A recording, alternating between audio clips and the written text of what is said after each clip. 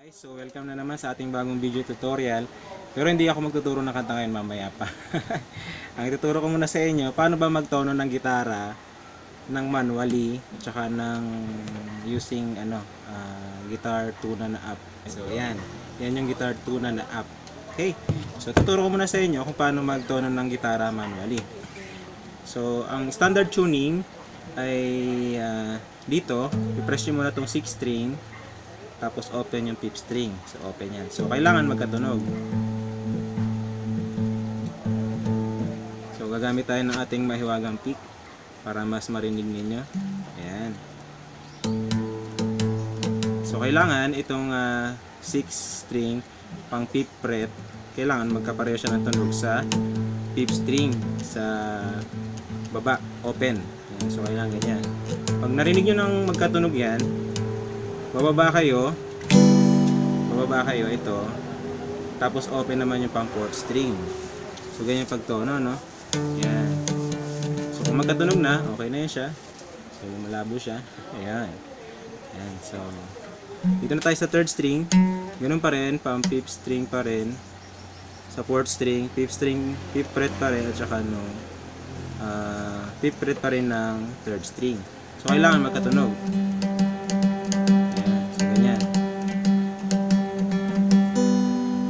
Ulitin natin, no, sa taas ito, tapos ito, kailangan magkatunog sila, tapos ito. So dito lang magbabago guys sa 3rd string. Ayan. So dito lang magbabago sa 3rd string. Nasa pang 4th fret na kayo. Kanina dito sa 5th string, dito naman sa 4th string. Ayan. 4th fret pala ng 3rd string. Tapos ito yung pipindutin nyo nasa baba sa 2nd string. So ganyan. So kailangan magkatunog sila. Kung magkatunog na, lipat na naman kayo sa pinakadulo. Yan, ang last na ay ito. 2nd string nasa 5th fret. Yan. So pipindutin siya. Yan, kailangan magkatunog siya. So kung hindi siya magkatunog, hindi na siya itutono. Halimbawa, papalitan natin yung tunog nito, tataasan natin. Chung chung. So ganyan na. Ayan, so hindi na siya magkatunog, tataasan nyo. Kung hindi ba magkatunog, hanggang sa maging magkatunog na sila. Yun. So kapag magkatunog na sila, okay na kayo, pwede na kayong maggitara. So ang gagawin nyo sa pinakataas, kailangan meron kayo tatandaan na isang tugtog para malaman nyo kung anong tunog na pinakataas. Yung ginagawa ng iba, simula sa taas pababa. Yung iba naman ay simula sa baba pataas. Depende sa inyo kung anong gusto nyo. Ako tinatandaan ko lang yung pwede rin yung sub ganito. Yan. So kung pareho na ng tunog, yan, okay na kayo. Pareho na kayo. Tapos C, G, okay na. So ganyan pagtono ng manually. Yan.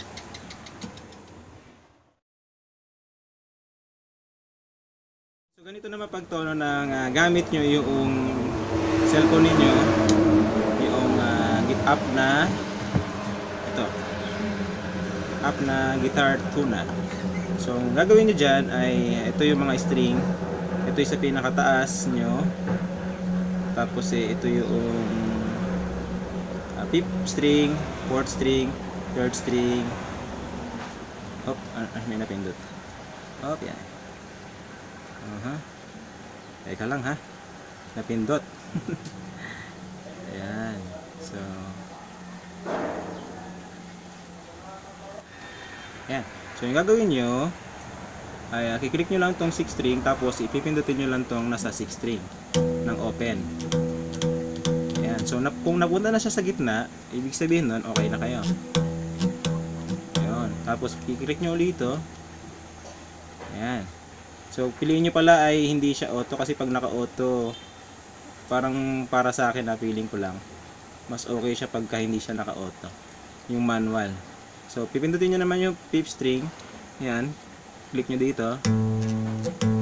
Ayan. Pag napunta na siya sa gitna, okay na yon, nakatono na yon.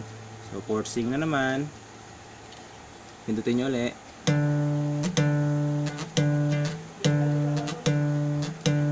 Ayan, okay na yun.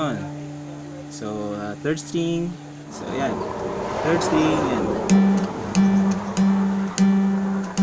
Tapos, ganun din sa second string at saka sa last string. Yan. Okay, so, ganun lang yung pagtono guys. Pag natono nyo na lang ganun, okay na kayo.